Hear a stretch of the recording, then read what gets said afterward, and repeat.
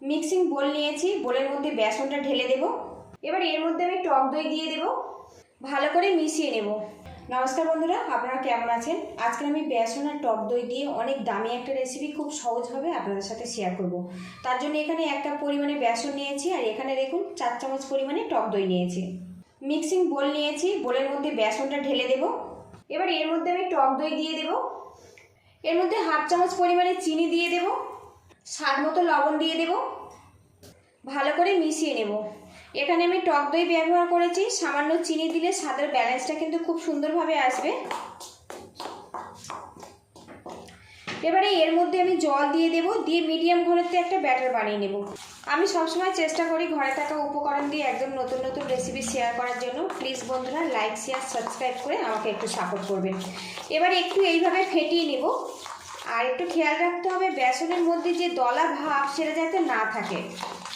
আমি এখানে 1 কাপ বেসন ব্যবহার করেছি, আপনারা কিন্তু কম বেশি করে নিতে পারেন।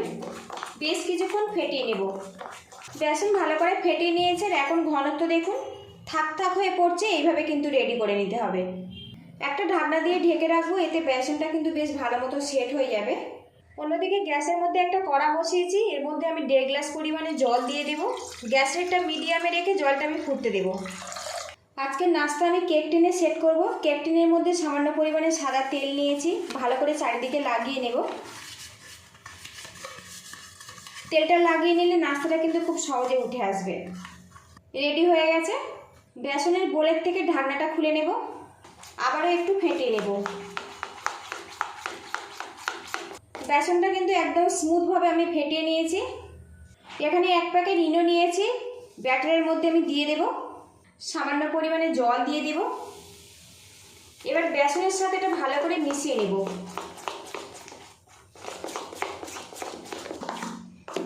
বেসনটা দেখুন একদম ফুলে রেডি হয়ে গেছে, এইভাবে কিন্তু রেডি করে নিতে হবে।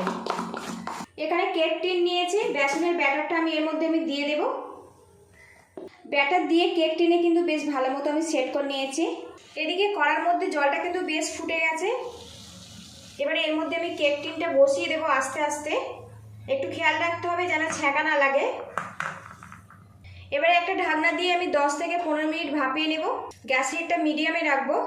আজকে নাস্তার জন্য একটা চাটনি বানাবো, তার জন্য একটা বোল নিয়েছি, বোলের মধ্যে 1 কাপ পরিমাণে জল দিয়ে দিলাম। এই জলের মধ্যে দিয়ে দেবো 2 চামচ পরিমাণে চিনি, স্বাদ মতো লবণ দিয়ে দেব। এখানে দেখুন একটা বড় লেবু তার অর্ধেক পরিমাণে নিয়েছি, এর মধ্যে রসটা আমি দিয়ে দেব।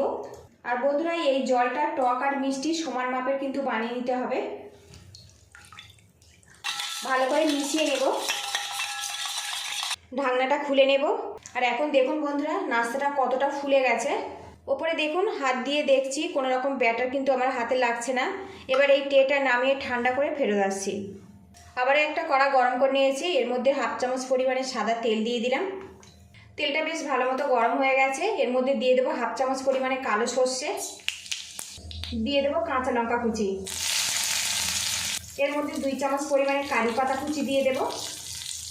একসঙ্গে নাড়াচাড়া করে নেব, এতে কিন্তু খুব সুন্দর একটা গন্ধ বেরিয়ে আসবে। এবারে এখানে লেবু আর নুন দিয়ে যে জলটা আমি বানিয়েছিলাম এর মধ্যে আমি দিয়ে দেব। আর বন্ধুরা এই চাটনিটা টক ঝাল মিষ্টি নোনতা স্বাদের কিন্তু তৈরি করে নিতে হবে, তবে এই নাস্তাটা খেতে কিন্তু বেশি ভালো লাগবে। কিছুক্ষণ ফুটিয়ে নেব। চাটনিটা আমার পুরোপুরি রেডি হয়ে গেছে, গ্যাস হিটটা বন্ধ করে দেব আমি, দিয়ে চাটনিটা আমি নামিয়ে নেব। নাস্তাটা কিন্তু আমি ঠান্ডা করে নিয়েছি, এবার এটা আমি বের করে নেব। তো দেখুন বন্ধুরা চারিদিক থেকে কিন্তু বেশ ছেড়ে ছেড়ে গেছে।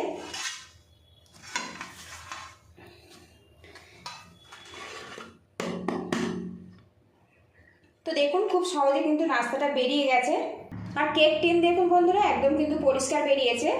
আর নাস্তাটা কতটা জালিদারভাবে তৈরি হয়েছে দেখুন বন্ধুরা, একদম কিন্তু জালিদারভাবে তৈরি হয়েছে। দেখুন বন্ধুরা চাপ দিলে সঙ্গে সঙ্গে কিন্তু উঠে আসছে, কত সুন্দরভাবে রেডি হয়েছে দেখুন। এখানে ছুরি নিয়েছি, ছোট ছোট করে টুকরো করে নেব। আর বন্ধুরা আজকে আমি বেসন আর টক দই দিয়ে একদম দোকানের মতো ধোকলা রেসিপি কিন্তু আপনাদের সাথে শেয়ার করলাম। রেসিপিটা যদি ভালো লাগে এইভাবে ট্রাই করবেন, আর কেমন হয়েছে অবশ্যই কিন্তু কমেন্ট বক্সে জানাবেন। আমরা অনেক টাকা দাম দিয়ে কিন্তু দোকান থেকে ধোকলা কিনে খাই, আমাদের সেক্ষেত্রে কিন্তু মন ভরে না 1 পিস কিংবা 2 পিস খেয়ে। খুব সহজ পদ্ধতিতে কিন্তু আপনারা এইভাবে একবার বানিয়ে দেখতে পারেন। ভীষণ ডিলিশিয়াসভাবে কিন্তু তৈরি হয় বন্ধুরা। আমি কিন্তু টুকরো করে নিয়েছি আর আপনাদেরকে দেখাই এটা কতটা জালিদারভাবে তৈরি হয়েছে। দেখুন বন্ধুরা, একদম কিন্তু জালিদারভাবে তৈরি হয়েছে দেখুন বন্ধুরা। আর এখন কিন্তু খুব সুন্দর একটা গন্ধ বেরিয়ে আসছে।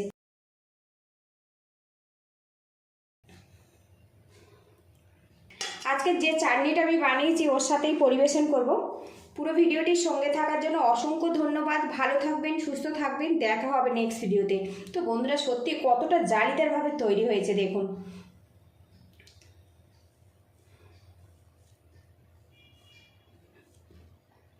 ওপর থেকে আমি চাটনিটা দিয়ে দেবো। আর বন্ধুরা এখন লুকিংটা দেখুন।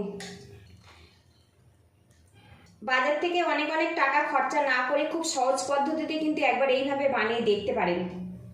পরিবেশনের জন্য আমি রেডি করে নিয়েছি বন্ধুরা। আর এই রেসিপিটা কিন্তু আপনারা ব্রেকফাস্ট কিংবা বিকালের নাস্তাতেও পরিবেশন করতে পারবেন। সত্যি বন্ধুরা কি ডিলিশিয়াসভাবে তৈরি হয়েছে দেখুন বন্ধুরা, খুবই ডিলিশিয়াস। দেখুন বন্ধুরা কত সুন্দরভাবে রেডি হয়েছে দেখুন।